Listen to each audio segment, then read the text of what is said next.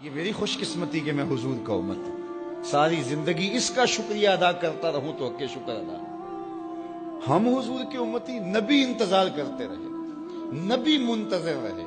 حضرت خلیل اللہ کی بارگاہ میں پکار رہے ہیں، ربنا وابعث فیہم رسولا، مالک رسول بھیج دے.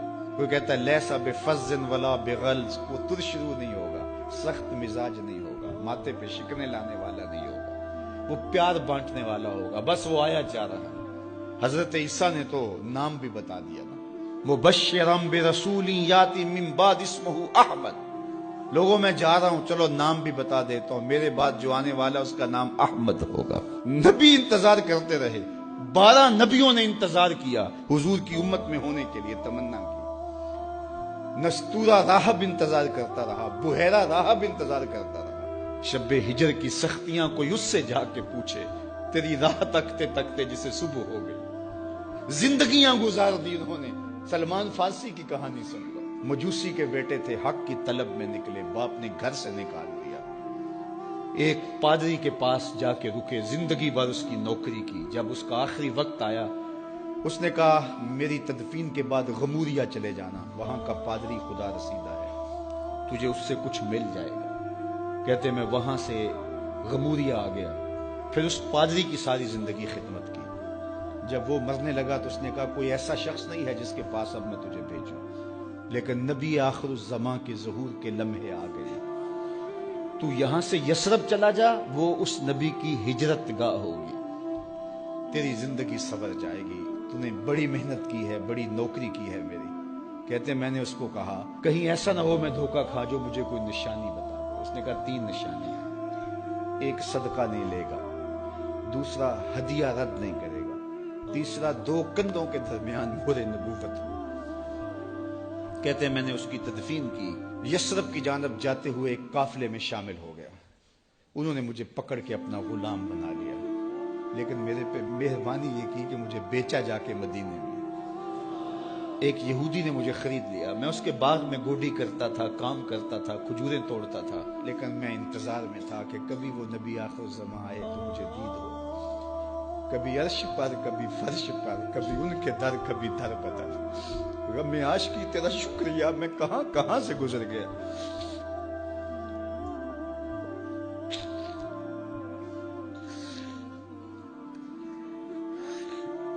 کہتے ہیں ایک دن میں اپنے باغ میں کھجوریں توڑ رہا تھا کہ ہواؤں میں مستی پیدا ہو گئی اور ہر سمت سے طلع البدر علینا کی صدائیں گونجنے لگی. میں سمجھ گیا کہ وہ لمحے آ گئے. میں نے چھلانگ لگا دی اور دوڑ پڑا. میرے آقا نے سمجھا شاید غلام بھاگ گیا. اس نے دوڑ کے مجھے پکڑ لیا. میں نے اس کو کہا کہ میں نوکر تیرا ہی ہوں، لیکن دل نوکر کسی اور کا ہے. میں بھاگوں گا نہیں، مجھے جانے دے. میں کچھ کھجوریں لے گیا تھا صدقے کی نیت سے، جا کے حضور کو پیش کی. آقا کریم نے فرمایا ہم نبی صدقہ نہیں لیتے. کہتے ہیں نشانی ایک پوری ہو گئی. کہتے ہیں کہ میں کچھ دنوں کے بعد اور کھجوریں لے گیا اور میری نیت ہدیہ کی تھی. میں نے پیش کی، حضور نے قبول فرما لی.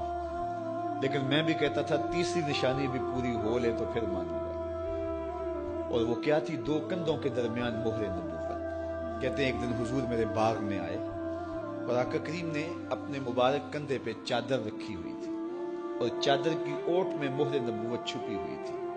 اور میں پیچھے ہو کے دیکھتا تھا اور میری آرزو یہ تھی کہ کوئی تیز جھونکا ہوا کا آئے اور چادر ہٹ جائے اور میں مہر نبوت کی زیارت کر لوں. حضور میرے ارادہ قلب سے آگاہ ہوئے. فَأَلْقَى إِلَيَّ رِدَاءَهُ، حضور نے چادر اتار کے میری جانب پھینکی اور پھر ایسے رخ کر کے فرمایا انظر الی ما امرت بہ. اس پادری نے جو بتایا تھا دیکھ لے آ کے. تو کہا میں نے دیکھا کہ حضور کے کندھوں کے درمیان.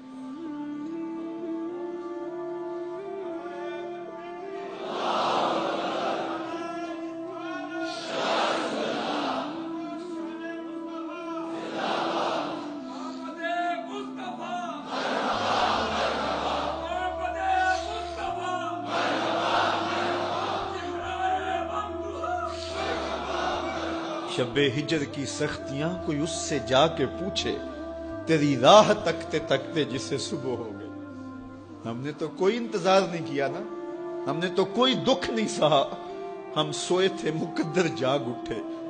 ہمارے والد مسجد سے مولوی صاحب کو بلا لائے. انہوں نے کان میں آ کے کہا مبارک ہو تو حضور کا نوکر بن کے آ رہا. میرے والد گرامی ایک شعر جھوم کے پڑھا کرتے تھے, محمد جانے جانا ہے پیغمبر ہو تو ایسا ہو, رسولوں کی بشارت سے مبشر ہو تو ایسا ہو, امر توقیر کا سب کو موکر ہو تو ایسا ہو, کیا ہم کو غلام ان کا مقدر ہو تو ایسا ہو. میں اپنے مقدر پہ قربان نہ جاؤں, آپ اپنے مقدر پہ نثار نہ جائیں. ہمیں وہ نبی ملا جو نبیوں کا نبی. بنو سعد کے مقدر بھی جاگ اٹھے.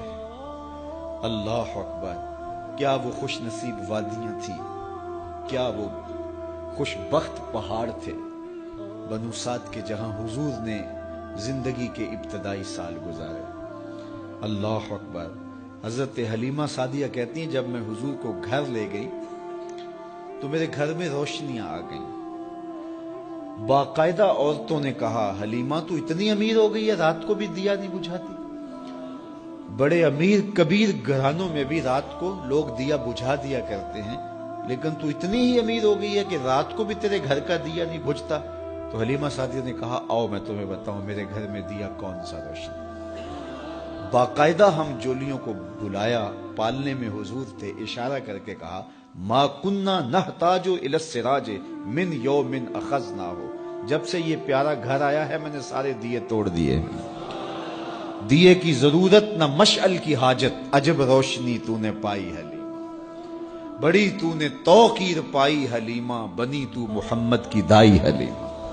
کہا ما کننا نحتاج الی السراج من یوم اخذناہ, جب سے یہ پیارا گھر میں آیا ہے میں نے سارے دیے توڑ دیے.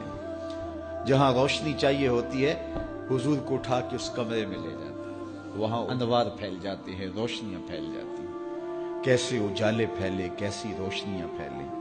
حلیمہ دا چھپر کھجوری دے تھلے, حوراں وچھالے نوری مسلے, فرش تو عرش تک پہ گئی دہائی, حلیمہ نے لٹ لئی خدا دی خدائی. اللہ اکبر. وہ سارا دن تو صحراؤں میں گھوم لیتی تھی, اسے جب بھوک لگتی تھی لبوں کو چوم لیتی تھی. بخت جاگے حلیمہ سعدیہ کے حضور ان کے گھر آئے. اللہ اکبر. جدھر سے گزرتے گئے نور پھیلتا گیا, انوار پھیلتے گئے. حضرت سیدہ طیبہ طاہرہ حضرت عائشہ سلام اللہ علیہا فرماتی ہیں کہ میں کچھ سی رہی تھی کہ میرے ہاتھ سے سوئی گر گئی. اب حضور کے گھر میں دیے میں جلانے کے لیے تیل بھی نہیں تھا. میں پریشان تھی, سوئی گر گئی. اتنے میں حضور تشریف لائے. حضور مسکرائے, کہتی ہے میں نے گمی ہوئی سوئی تلاش کر لی. اللہ اکبر. تو یہ روشنی تھی, یہ انوار تھے. اللہ اکبر. اذا ضحک یتلالع فی الجدر, جب حضور مسکراتے تھے سامنے والی دیواروں پہ عکس پڑتا تھا. اللہ اکبر. جب مسکراتے تھے نور پھیل جاتا تھا. اذا تکلم رؤیا کالنور یخرج من بین ثنایاہ, حضور کے سامنے والے دانتوں میں ہلکا سا فاصلہ تھا, اور جب آقا کریم گفتگو کرتے تھے وہاں سے نور کی کرنیں چھن چھن کے نکلتی تھیں, انوار پھیل جاتے تھے. ایسا نوری ماحول, ایسا نورانی چہرہ. حضرت ابو ہریرہ بولے کل قمر لیلۃ البدر لم ارى قبلہ ولا بعدہ مثلہ. کیا پوچھتے ہو, 14ویں رات کا چمکتا ہوا چاند تھے میرے حضور. پھر کہا نہیں نہیں نہیں, حضور جیسا نہ پہلے دیکھا نہ بعد میں دیکھا. حضرت حسان بن ثابت پاس کھڑے تھے. کہا دیکھتے کیسے, کسی ماں نے جنم دیا ہوتا تو دیکھتے. خدا نے وہ سچائی پن چھڑیا جدے وچ محمد نو ٹالیا سی. حسینہ جمیلہ دا منہ موڑ دیتا, محمد بنا کے قلم توڑ دیتا. مثل او در عالم امکان متصور نیست. حضرت شیخ مجدد کہتے ہیں حضور کی مثل بزم عالم میں ممکن ہی نہیں ہے, ہو ہی نہیں سکتا. اور اقبال کا لہجہ بھی دیکھیے, رخ مصطفیٰ ہے وہ آئینہ کہ اب اس سا دوسرا آئینہ نہ کسی کی بزم خیال میں نہ دکان آئینہ ساز میں. تو وہ پیکر تراشا, وہ پیکر تراشا, مکھ چند بدرشا شانی ہے, متھے چمک دی لاٹ نورانی ہے, کالی زلف تیک مستانی, مخمور رکھی ہن مد بھری. کیسا جمال دیا, کیسا حسن دیا. اچھا بریلی کے امام سے بھی پوچھ لیجئے. اللہ اکبر. بل بل نے گل ان کو کہا, کمری نے سروے جاں فضا. بلبل کی منتہائے پرواز تو یہی ہے نا، کسی کو پھول کہتے. بلبل نے گل ان کو کہا، کمری نے سروے جاں فضا، حیرت نے جھنجھلا کر کہا یہ بھی نہیں وہ بھی نہیں. خورشید تھا کس زور پر، کیا بھر کے چمکا تھا قمر، بے پردہ جب وہ رخ ہوا یہ بھی نہیں وہ بھی نہیں. وہ حسن دیا وہ جمال دیا اللہ نے اپنے